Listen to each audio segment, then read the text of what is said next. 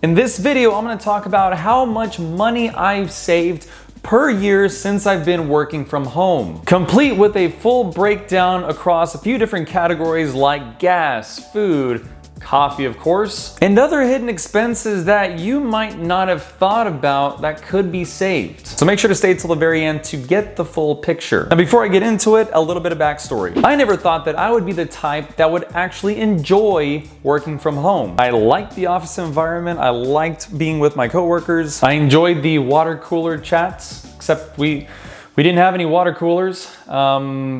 So I guess they're just chats. But we did have a Starbucks in the office, so that was very convenient, although we still did have to pay for it, it wasn't free. The last 2.5 years changed all of that, and we got sent home at the beginning where we were sent home for an indefinite period of time. You had no idea if we were gonna go back in soon or wait later.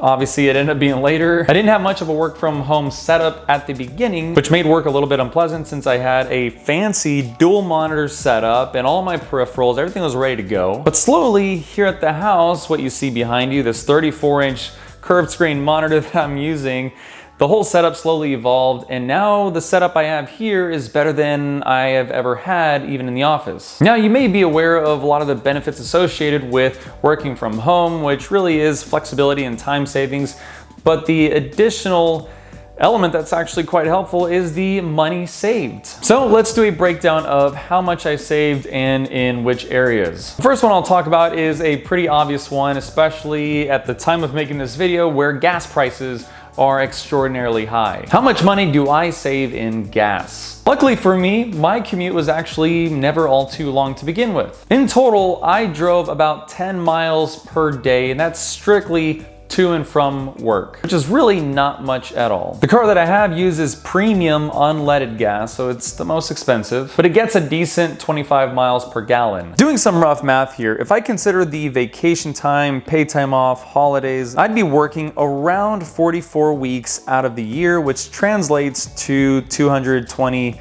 business days. 220 days times 10 miles per day gives us 2,200 miles. And again, this is all strictly to and from work. It doesn't count any other driving I might do. Divided by 25 miles per gallon gives us 88 gallons of gas used per year. Now, to make things simple, if I'm using premium unleaded gas, I'm going to use a recent rough average for the state of Texas, where I'm at, to make the comparison.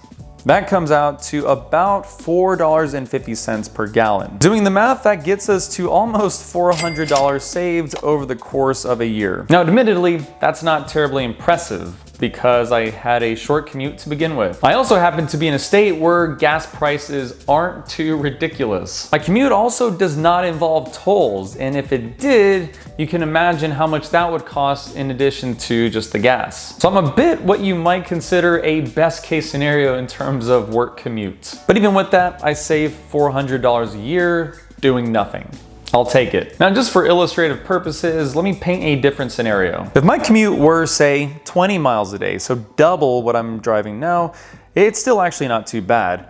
But if I also had to pay about $5 of tolls per day, you're looking at nearly $2,000 saved per year. And again, a lot of that's tolls, but nonetheless, you're saving a lot more money. And then not even considering if you're in a state or in a place where gas prices are quite a bit more expensive, that all adds up. Second expense is food. When I worked in the office, we had a cafeteria on site and they had some pretty nice food options, or if we didn't eat there, we would go off-site to eat. Now, at the time, it was more trouble than it was worth for me to prep the food, take it to work every day, and actually be satisfied with my meal after having microwaved it. Now, although I did do that from time to time, especially if there were dinner leftovers, fact of the matter is, I just didn't want to. It was incredibly easy and convenient to just buy my food there or buy it at a restaurant quickly and not worry about it. So that came out to about an average of $10 per day. Taking that 220 days that I work, we get to $2,200 per year. Obviously, I still need to eat lunch, but now it's far more convenient for me to have or prep food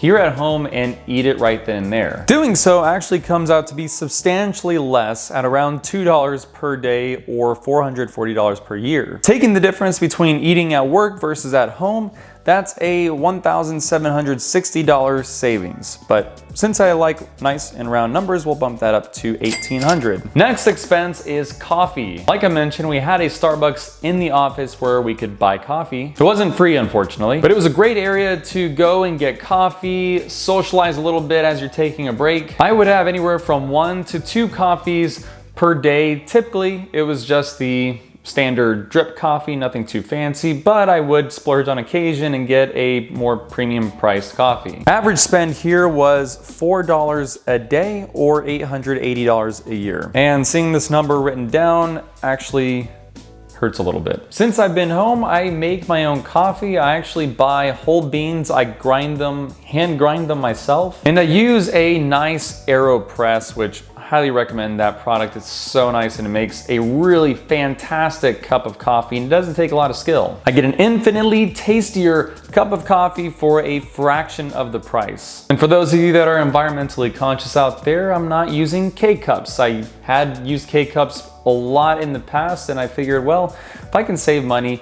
get better coffee, and help the environment a little bit by not having waste, let me do that. So in doing it this way, it comes out to approximately 50 cents per cup, which I almost always limit myself to 1 time a day. Very seldomly 2 times a day, but really just the 1. That comes out to just $110 a year with a total difference of $770, which we'll just round to $800. Now those are the major and obvious expenses, but there are some hidden expenses that you might not have thought about. One of which is maintenance of your vehicle and the depreciation of its value. The more miles you put on it, the more wear and tear the vehicle accumulates, which not only impacts resale value a little bit, but really you're just going to be spending more money on maintenance. But how much exactly? Obviously, a lot of factors can play into how much maintenance you end up spending. There's more variables than I can even mention, but it's how you drive, how frequently, how aggressively, the road conditions, if you hit any potholes, mess your car up, so many things. But just for the sake of illustration, I'll provide a figure that's actually offered by the IRS, the Internal Revenue Service here in the US. There's a figure that they provide that allows business owners that use their vehicles for business use to deduct about 62.5 cents per mile for the second half of 2022. This number can change over time, but it's the government's estimate of all the costs associated with owning the vehicle. And as a business owner, they would use that to calculate how much they could deduct from their taxable income. Now, part of that 62.5 cents per mile includes gas. But because I've already factored gas into the equation earlier, I'm going to take that out and we're going to drop this number a bit to 45 cents. And that 45 cents per mile presumes any kind of cost associated with maintenance or insurance, depreciation. So if we use that 45-cent figure, that comes out to about $1,000 per year saved from the mileage I'm no longer driving. Now, when we add all of this up, it comes out to the following: gas at $400, food at $1,800, coffee at $800, vehicle expense would be $1,000 approximately. So the total of that is going to be about $4,000 saved. So the savings look pretty good. And again, this is in addition to the flexibility and all the other benefits associated with working from home. Now, there are a few things that I didn't mention in this video, and I'll touch on those really quickly. One is that there can be unique additional expenses associated with working from home. Potentially higher electricity costs because you're using more electricity, you're using the AC during the day that maybe you otherwise would not have used if you're in the office. The potential need to get faster internet depending on the type of work that you do. And depending on the type of work that you do, you also have to consider getting the right equipment to do your job effectively.